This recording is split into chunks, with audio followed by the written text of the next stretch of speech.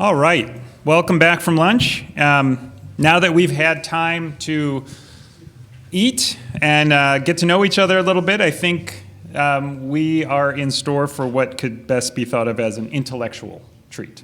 For an event like today, where we aim to examine the challenges facing the region and our alliance, and how the alliance can be used to address them, it's also useful to remember the enduring value of the alliance.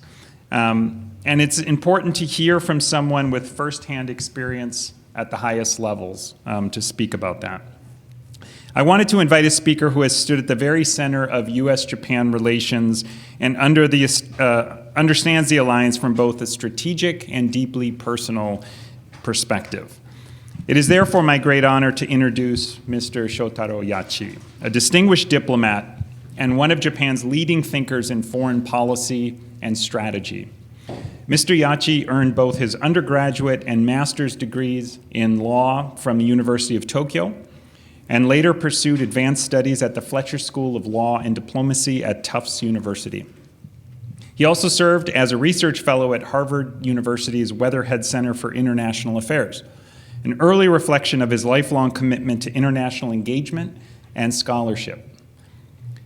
Over the course of his remarkable career with Japan's Ministry of Foreign Affairs, Mr. Yachi held a number of key posts, including Consul General of Japan in Los Angeles, Director General of the Foreign Policy Bureau, and ultimately Vice Minister for Foreign Affairs. Following his retirement from the ministry, he was appointed the first Secretary General of Japan's National Security Secretariat and served as National Security Advisor to the Cabinet, playing a central role in shaping Japan's modern security policy and its strategic vision for the Indo-Pacific region.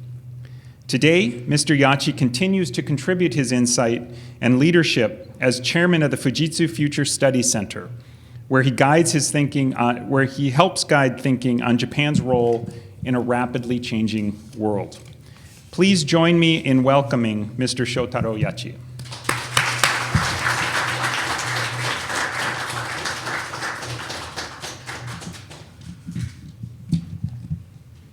Good afternoon.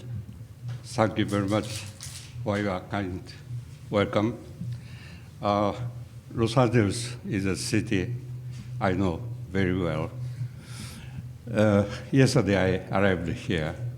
It was heavy rain, so I thought I came to the wrong place. And today it's getting beautiful weather, so now I'm feeling that I am in Los Angeles. So I'm very happy. In the 1990s, I was Consul General here. Each time I return this place, many memories come to my mind. But actually, I don't come to Los Angeles so often. I come to this area because my eldest son is living in San Diego with his family. So that's why I go there.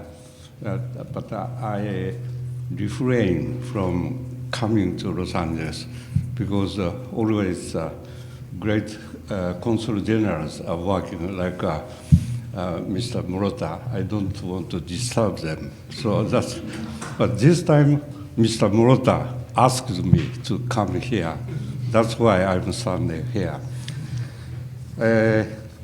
Not long ago, as I thought of this trip, one particular memory came back in full color. I have invited Alvin Toffler and Heidi Toffler to my official residence. They were the world famous futurists living in Los Angeles. They have written the bestseller book like Future Shock, The Third Wave, and Power Shift. We sat, we talked, it was warm, it was rich. They were rare minds. They saw far into the future. Based on firm fact, they foresaw events ahead, such as formation of information society, and the power shift from violence and wealth to knowledge. If they were alive today, what would they say of American path? What would they say of the present world order? When I ask that, I feel the void they left. It is not easy to fill. Now let me turn to the topic that draws your keenest interest. Prime Minister Takaichi Sanae has won the election. It was not a plain victory. It was not routine. It was not narrow.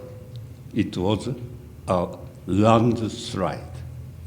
It was without precedent in Japan's history. Before the vote in the House of Representatives, the ruling Liberal Democratic Party held only 41% of the seats. It was a minority. After the vote, it holds 68%. Since 1955, no prime minister of the Liberal Democratic Party has won such a large share, not one. How was such a win made possible? Please picture this. One maverick, a female maverick. She walks alone through a deep valley. She climbs a steep hill alone. Each time she clears a difficult challenge, she gets a sword. She grows. By her own hand, she grows. That is a Takaichi narrative. It was like a fast tale of quest and growth. To young people, it must have felt close. It felt like a game plot.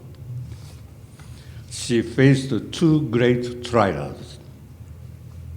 First, the very moment she became party head, Keynote, Clean Government Party, the long-time partner for 26 years, broke away.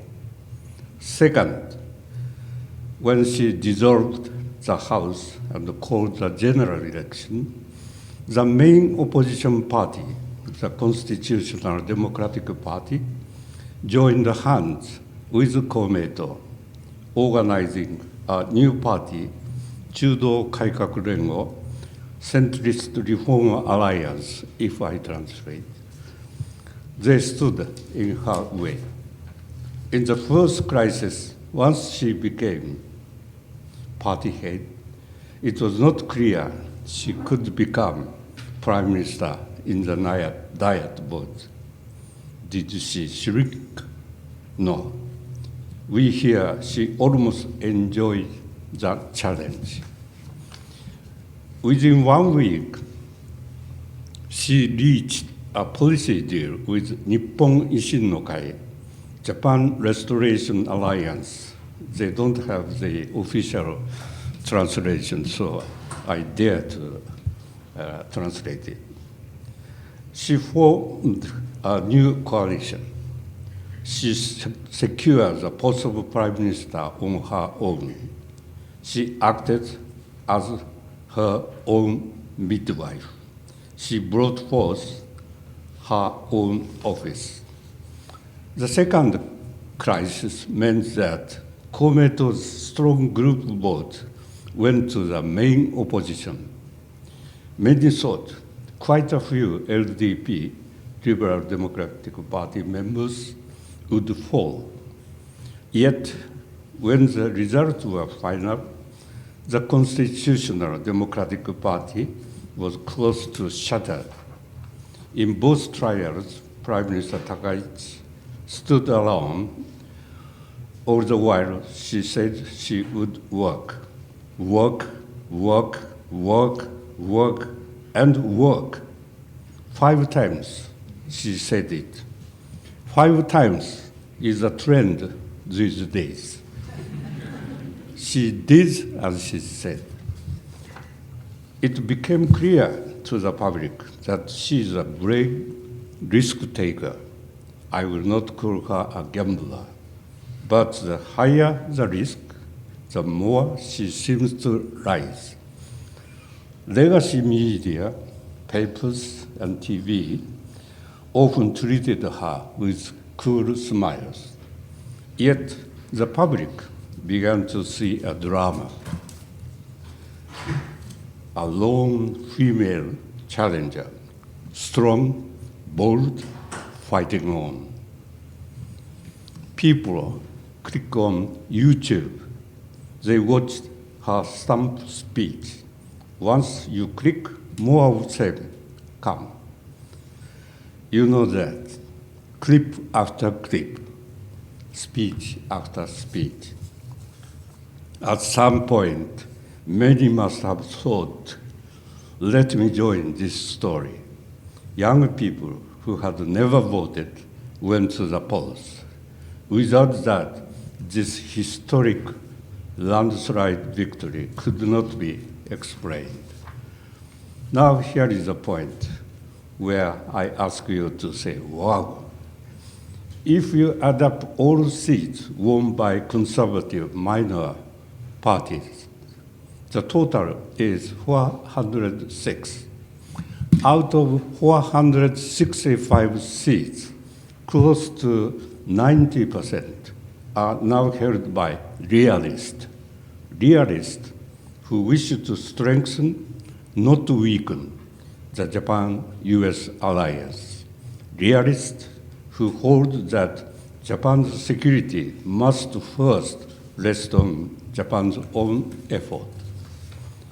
The old view in Japan that peace grows as one moves away from the military, I call it peace inside a bubble. Prime Minister Takaichi burst that bubble. 90% of the seats are now in the hands of realists. Since the end of the war, since Japan met the United States in the modern age, never has public support for the alliance been so firm. Never have so many held that one must guard one's own land by one's own hand. Something without precedent has taken place. It is fair to call it a new reality brought about by Takaichi Sanae. As the situation in the East China Sea and the South China Sea grow more tense, Japan has moved fast. It will hold firm to the alliance. It will build a clear line of self-defense. Japan's collective will sensed that time is short. It brought about a great shift in politics. I must say, I was impressed. Now let me ask, what is an alliance? A military alliance does not last on power alone, nor does it last on shared values alone. What moves a state is a trinity of power, interest, and values. An alliance rests on the same trinity. At times, the United States may seem less keen on values, yet its power is unrivaled. Its drive for interest has not faded. For Japan, the meaning of an alliance with the United States has not changed. But if Japan only leans on the United States, America may look down. It may one day doubt Japan's worth. That is why Japan must take initiative to do more. If we wish to strengthen the alliance, we must bear a fair cost as well. Only when Japan shows resolve does the alliance grow more equal. Each day, Japan and the United States must, in effect, choose each other again. Without that daily choice, the alliance will not work. I also believe that what makes alliance real is a habit of joint problem solving. At each crisis, both sides seek real answers. They do so while aware of each other's politics, public sentiment, and limits. This is an accumulated value and integral. It does not fade at once. We may take some pride in that. Let me sum up 3 points of advice for Prime Minister Takaichi and those who manage the alliance. First, do not dodge hard issues. Face them head on. When an alliance shakes, it is a mistake to seek a special path. It breeds distrust. If the other side raises a point, meet it with good faith. Both sides have domestic limits. Lay them on the table. Seek a solution. Problems exist to be solved.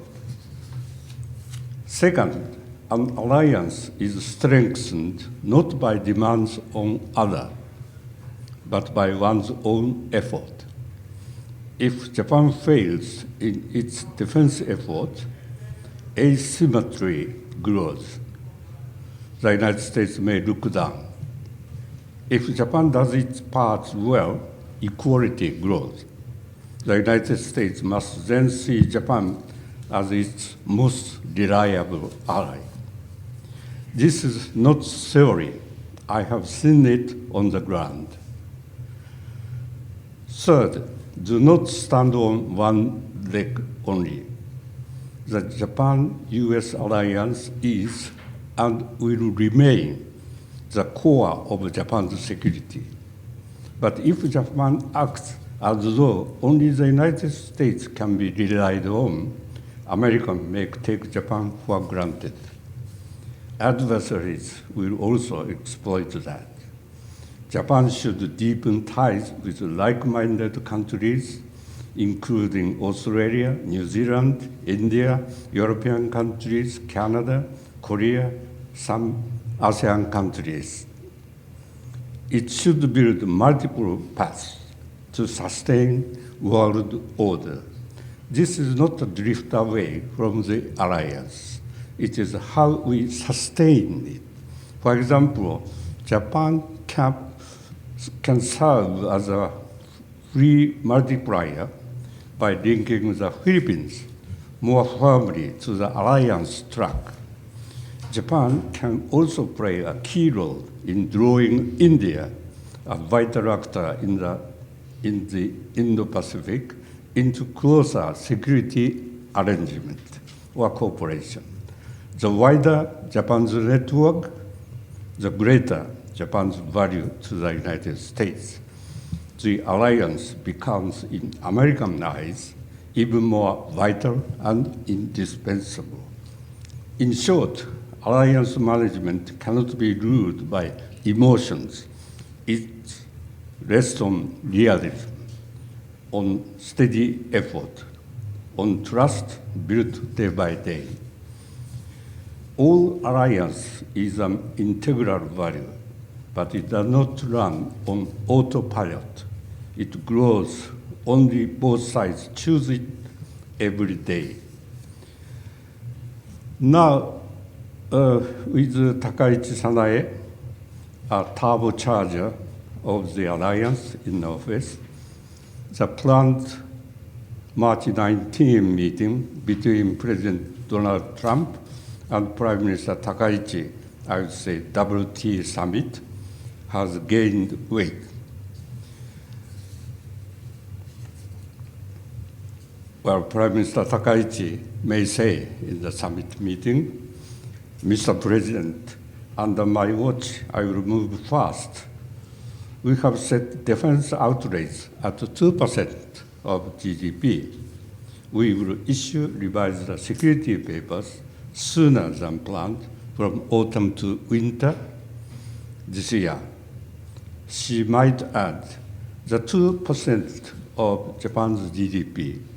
If Italy were to spend the same sum, would equal 3.8% of Italy's GDP. For Poland, it would equal 9.7%. She may go on, Mr. President. I wish to shape the future with you. As Abe Shinzo said, our alliance is an alliance of hope. When she says Abe Shinzo, she must look straight into President Trump's eyes. She should say it slow. The president may reply, "Oh, Shinzo, yes, Shinzo said that, alliance of hope." She may speak of the central hub for intelligence. She may speak of joint work on fusion power. With the strongest mandate in Japan's modern political history, she will have many plans which cover promoting FOIP, free and open Indo-Pacific, handling Taiwan problem, strengthening supply chain of important minerals, including rare earths, massive investment to the United States, and increasing Japan's defense expenditure. If Japan and the United States work in all fields, the alliance can become not only a shield for two states, but a generator of hope for the world. This is no dream. It can be done. It must be done. I look forward to that day. Thank you very much.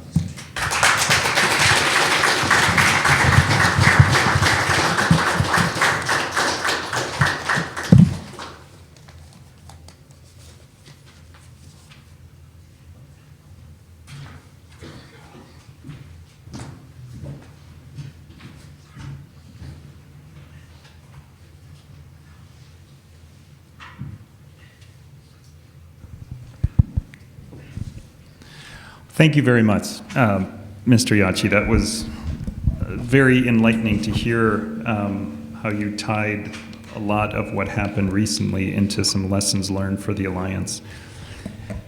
I'm going to ask a couple questions, just like before. For those of you who might have questions, this is your time to think about them, but I'm going to moderate, ask a couple of questions that are on my mind. Let me start with something I guess we could call this a little bit more personal. You talked a lot about the trinity of power, interests, values. You have a very long career of government service. What experiences from your long career of government service, if you could offer just a couple of examples of experiences that really shaped your understanding of the alliance's importance, the alliance's enduring value, and why, and sort of lessons we can learn from that that are important for all of us to know today. Okay. I came to the United States in 1970, very, very long time ago, and I studied English in Boston. And at that time, that was during Vietnam War. It was a kind of a turmoil here. And I was very much impressed with New England, very much. Very rich, wealthy, people are nice, although they are fighting in Vietnam, far away. But I thought the United States is really a wonderful country, and I got a great admiration to the United States and the American people very much. That is my kind of a prototype of U.S.-Japan friendship or alliance. it started. And, after the war, after the ruins of war, Japanese people has made a great effort to make a great economic growth. And my personal experience, which was quite shocking, was Gulf War or Gulf crisis. And as you know, or as you may remember, Japan was criticized so much, checkbook diplomacy, and Japan sends only money, not the people. Japan is not contributing to the world's peace, stability, and only having the kind of egoistic line of policies and only policy-oriented approach. It's called the one country prosperity approach and also one country peace approach. And we have been very much criticized. 2 points I got as a lesson. One, Japan must be more proactive to the world peace and stability. That is and without that effort, Japan cannot be trusted by the people in the world. That's one thing. Second, we should not rely on United States only. And United States has treated us an ally long time. They have a protector. Well, originally, they had a pretty good occupation. Occupation force was unusually good compared with other terrible occupation forces in the history. But American is relatively very good. And anyhow, from the protector to the kind of a rival, we have never thought that the United States is a rival, but during the 1990s or something like that, around that time, American people, they deem Japan as a rival.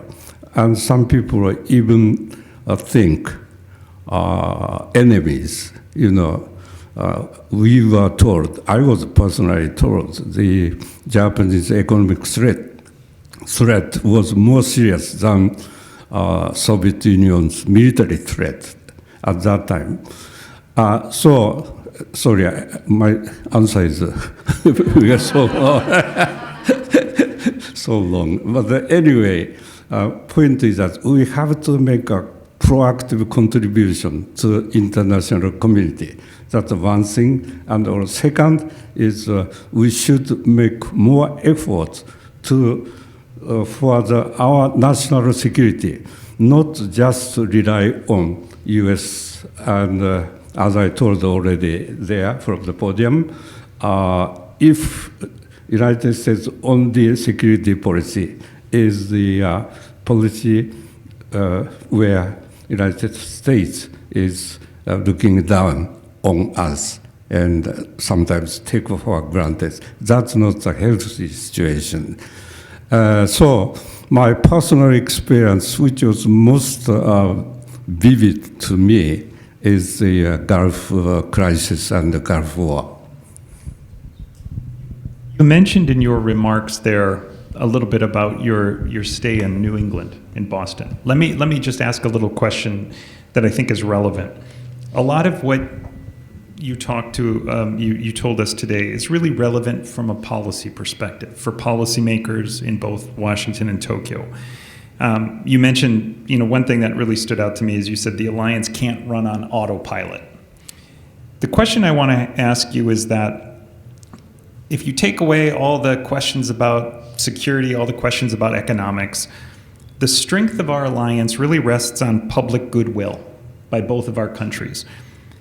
From your perspective, what can our countries do to ensure that the alliance remains relevant to younger generations, that it does respond to societal change? And what can citizens do in both countries to invest in the alliance, to ensure that there is a long-term existence for the alliance? You're completely right that the young generation will play a very important role for the great bilateral relationship. But unfortunately, the number of the young students studying in USA is decreasing. And also, I don't know, the students come from to Japan. The number is being decreasing or increasing, I don't know. But anyway, it's definite. And also the SNS, IT, digital, because of those technologies, sometimes people think that everything will be become clear if you talk with ChatGPT. And by the way, I personally start using the ChatGPT. That is a very, very convenient. And before I draft a speech today, I check the fact by ChatGPT, and sometimes I ask his or her viewer, and that's quite, I would say, plausible or persuasive, and that is very helpful. And so maybe young people think, well, just ChatGPT is my best friend and my best teacher. I don't need it to the best country for study. Maybe that's a different things. But the most important elements for alliance is, of course, a mutual understanding. Mutual understanding is a quite difficult things, and trying to have a great alliance and accumulation. On the accumulation of experience, I think that we really have a great alliance. It's like, I think I talked about the Gulf War. At that time, in the Japanese mind, alliance is not just mechanical function or system. That is like family ties. You know, if you are a member of the family in trouble, you will help him or her with best efforts. Maybe you would sacrifice for your family. That kind of things. And even if you talk about the alliance, I think the similar psychology or even the emotional things is involved and included in that alliance system. Then that alliance will be very strong. And I hope that kind of things will be made. So, as I said, that young people's, exchange, that's also important. And you had a great system. I remember when I was young, a lot of friends came here as American field service. American families had a student inside their home, and they really admire American people's goodwill and wealthy life. And that kind of things, people-to-people contact, people-to-people's friendship, and eventually great trust relationship. And that kind of things should be done by everybody, not only both countries, but also the others. The United States is a most reliable ally. It must be, I think, that way. So you've mentioned a few times now about the difficulties of the Gulf War, the experience of Japan dealing with the Gulf War crisis. There have been other moments in our shared history where the alliance has been tested, maybe relations get a little difficult. From your experience, when the alliance has these difficult moments, what has helped both sides navigate those challenges? Because we always do overcome these difficulties and the alliance does become stronger in the end. But are there any important lessons that you can think about that have helped the alliance overcome past difficulties, past challenges, that would be maybe important lessons that today we could draw on? From my experience, of course, we have some diplomatic talks. Both countries have a kind of a limits. You have political limits or economic limits or even cultural things and so on. But we put them on the table and discuss frankly. That is a conversation between the allies. And as I said, that we should dodge the problems and head on. That kind of things, and that happens. And also, when I was national security advisor, I had a very good conversation with my counterparts, like General McMaster or Dr. Bolton, and so on. Susan Rice was also, and also some other my colleagues at the many levels had a very close communication. That was very good. And with President Trump, Mr. Abe had a great relationship. But they are very good, particularly Mr. Abe was a very great negotiator and also communicator. But actually, we had prepared for the successful summit meeting. And that kind of dialogue is so important. And unfortunately, right now, those communications have not been well done. And that's a problem. And I hope that we could recover that great channels of communications and to talk. And this occasion will be also very good. And anyway, the mutual understanding and the mutual trust. That's for that we should do our best efforts. So let me ask one more question before I open it up to the floor. You've been out of government for a little bit of time now. If you could identify one specific area where deeper bilateral cooperation could have the greatest long-term impact, where would that be? What would be that specific area of deeper bilateral cooperation that you think could have the biggest impact for our alliance? Well, of course, that's a very difficult question. United States and Japan had relationships in many, many fields, and we had many areas.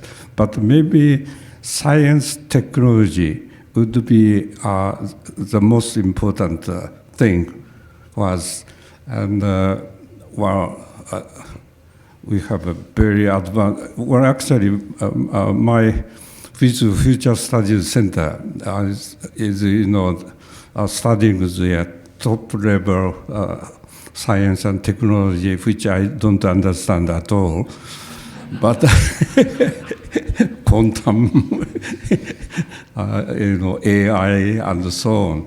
But anyway, we should have cooperate on those fields. And of course, if you put into the concrete, supply chain and so on. But anyhow, if you ask me just one field specifically, I would say that science and technology. Okay, so I can open it up to the floor now. I would ask, like I did before, to please keep your questions as questions, and also online if we have any questions. But are there any questions from the floor? Yes, in the back. Hi, hello. I do apologize. I missed the first half of the speech, but this was a very informative talk. And For the audience, this might be a repeat of the question I asked earlier this morning, so I'll make it brief. But I do want to ask, I'm currently a graduate student at USC studying the position of Okinawa in the US-Japan alliance, and I was wondering broadly where you see the future of Okinawa going within this alliance. In the lower house elections, all 4 districts have turned toward the LDP, and so I think, and so I was wondering how you might evaluate that election result in light of the changing security landscape as well. Thank you.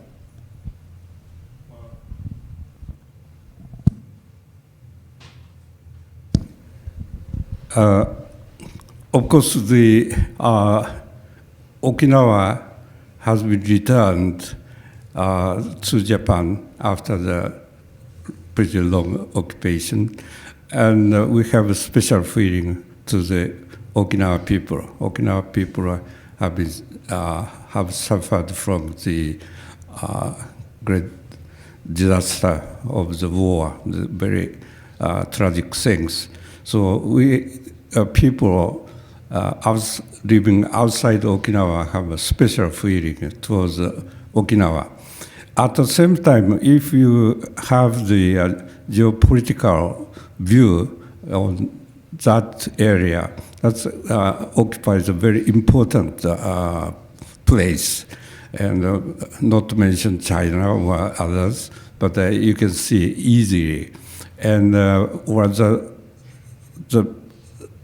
importance of Okinawa from the geopolitical perspective will continue in the foreseeable future.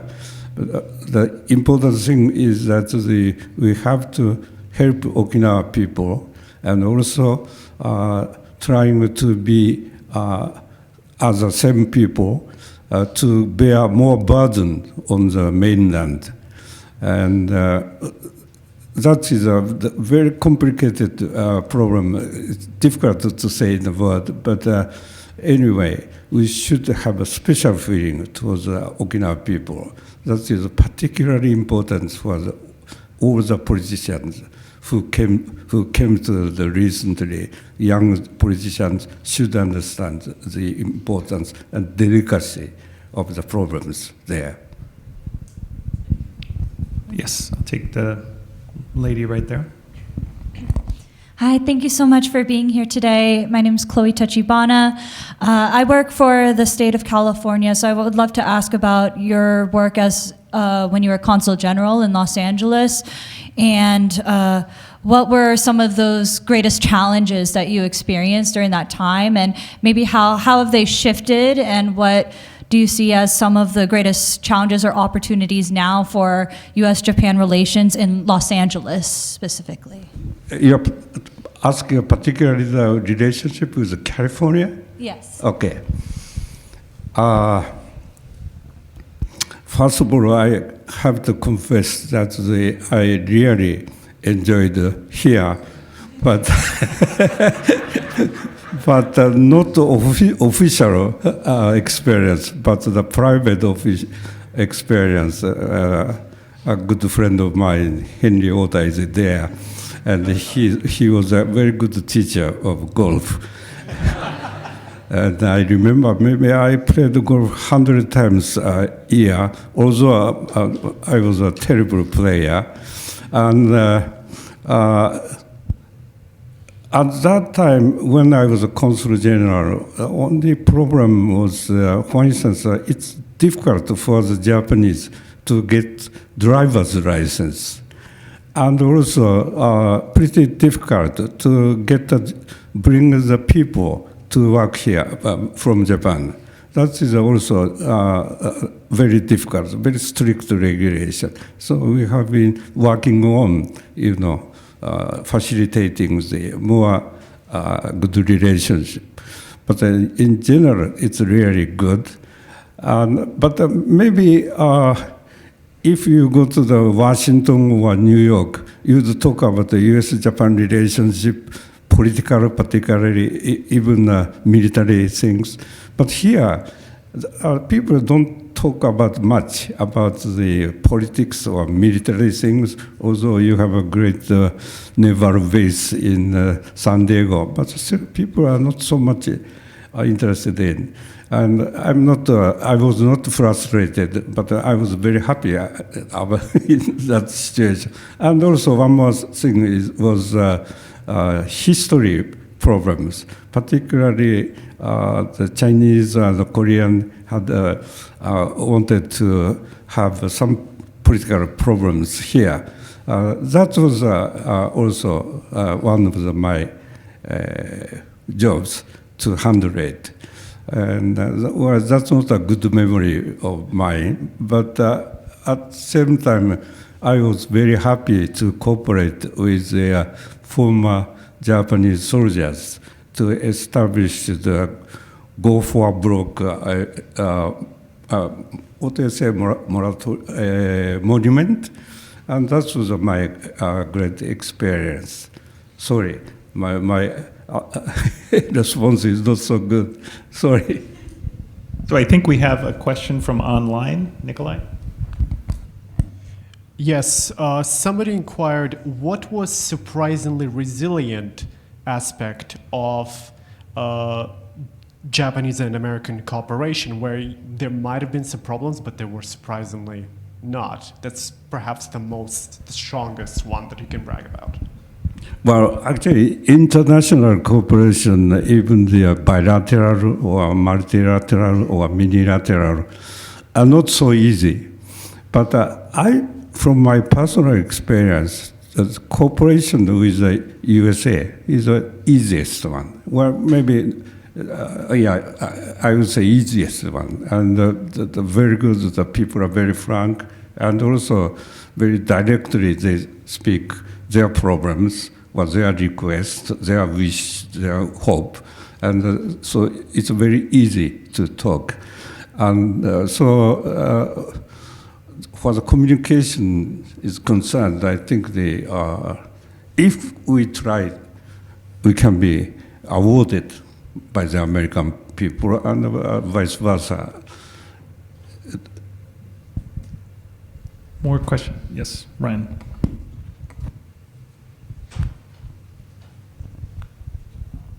Thank you very much, Yachi-san. I'm Ryan Fedashik. I'm a fellow at the American Enterprise Institute and spoke earlier about AI on the panel earlier. Thanks for your time. I was really heartened to hear your comment that your reflection is that the world is safer or more prosperous when Japan is taking a more active role in it. I guess my question to you, it seems that Japan will take a more active role in the world. There are pressures in Japan and concerns about American reliability, and there are concerns on the US side about free riding. So Japan will likely take a more active role. What are the key barriers as you see them to Japan doing that? What does that look like inside Japan in 2026?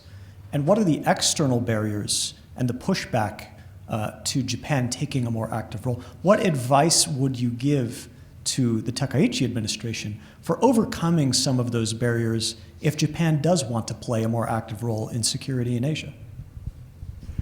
Well, I think the situation is getting very improved, and because of the great victory of Ms. Takaichi, as I told in the speech, and very frankly speaking, particularly so long as the fields of diplomacy and defense or security are concerned, there were great group or force to disturb for Japan to play more proactive roles in the world, and that's one is because of war experience. We had terrible, damages.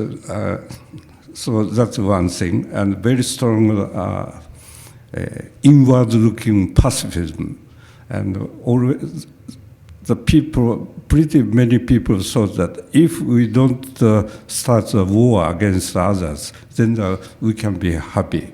We would never be attacked by others. But then we had the experience of Ukraine. Even if you keep yourself peacefully, someday they might invade you. And that kind of things also, I think, helped Ms. Takaichi's victory this time. So main barrier was that kind of inward-looking pacifism that was always against any proactive things for military field. For instance, of course, any country in the world, every country has the right of collective and individual self-defense right, which was guaranteed in the United Nations Charter. It becomes already international law. But Japan, as you know, was allowed by ourselves only use the individual collective self-defense right. Only individual self-defense right. But now we have the small space for collective self-defense. And that was a problem for Ms. Takaichi vis-a-vis China. And we are gradually moving towards the status on which we can be more proactive. And as I said, that around 90% of the seats at the House of Representatives are conservative. Conservative means it's not, you have to understand the terminology of conservative in Japanese context. It's a realistic, and not extreme right wing. And I hope that you do not misunderstand it. And so the situation is getting better. It's up to the leadership of Ms. Takaichi. And I hope that it will go to the realistic but modest and always ideas and hopes, and those things must be being maintained, but still we will see the reality and find out the good way to solve the problems. That's what I want to say. So we probably have about time for 2 more questions. I do want to get one more online question. And then we'll go over that. Yes, so this is a follow-up to what was said about science and technology being important for the future. The question asks, what are specific things you'd like to see 5 or 10 years in the future relevant to science and technology cooperation? What do you think are the most actionable things, and what do you think will be a good impact in the future? I must say that although I'm a president of the Future Studies Center, and I would say Fujitsu is an IT and digital company, one of the top company in Japan. But as I said, I'm a layman in this field. But I would say AI is the most important thing. And still AI has a great possibility of development. And maybe 10 years later, we would be in a different world. But at the same time, it has some problems, maybe serious problems. And we have to be careful. And also, America has been quite the most developed country in that area. So we have many things to learn from the United States, and I hope that as an ally, Japan and the United States would promote the joint research or the joint practice and so on, and will make the best effort to do so. And that will strengthen our alliance system too. That's what I can say now. So I think we'll take one more question. I see over here. Hello, Mr. Yachida. Thank you so much for your presentation and remarks. It's been very informative. My name is Sam Barron. I work for the corporate advisory firm SIPA Partners. And I used to work for the city, for the mayor's office here. And so it's great to hear that you used to be the consul general and have strong connections to LA. But my question is kind of a short and simple one. And it pertains to kind of your thoughts on where you think cooperation between Japan and Korea is going. And particularly under the Biden administration, there was a lot of forward momentum about this conception of trilateralism, so cooperation between the US, Japan, and Korea as a part of this alliance system in Asia, not only tackling challenges like North Korea, but other security challenges in the region. And now, since that Trump has come back and there's the attempted coup in Korea that kind of displaced the Yoon administration, I'm curious kind of your thoughts on the future of this trilateral architecture. Well, Korea was first the country which I visited for the first time. That was in 1965 when we restored diplomatic relations, and we had. Since then, I was involved in Korea very much, and to say have a friendly relationship with Korea is easy, but to do so is not so easy. And the Korean people are very nice people and very easy to communicate, and particularly if you drink makgeolli and others, that's really lively and friendly and nice people. And also, I would say the American and the Korean are easiest to start friendship. You know, they open the mind from very from the beginning, and that's a very beautiful point for both people, I would say. But to continue have a really friendly relationship is not so easy. And as I said that with the United States, we have to accumulate our cooperation and daily checking our bilateral relationship. With Korea, that's also true. And also with Korea, we have a long history and historical problems. And because of those experiences, the things are not so easy. But you know, the President Lee Jae-myung was against our expectation. He was so good to have a friendly relationship with Japan. And on the Japanese side, we are a little bit perplexed or a little bit well, whether that's true or not, that's really serious or not, some hesitation.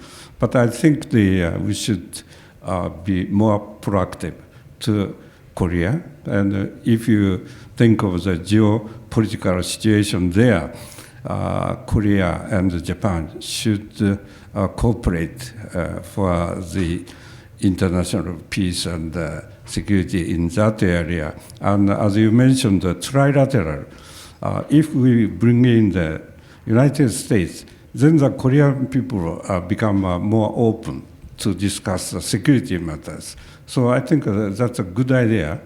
And I personally promoting that the trilateral cooperation, not only the security side, but also the other areas.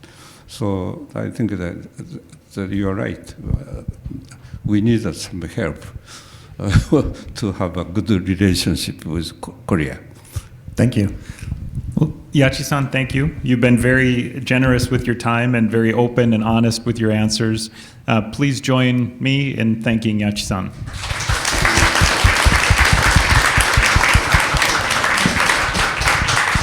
All right, we will take a 15-minute break. We're going to reorganize the stage here, and we will be back in 15 minutes for the final panel.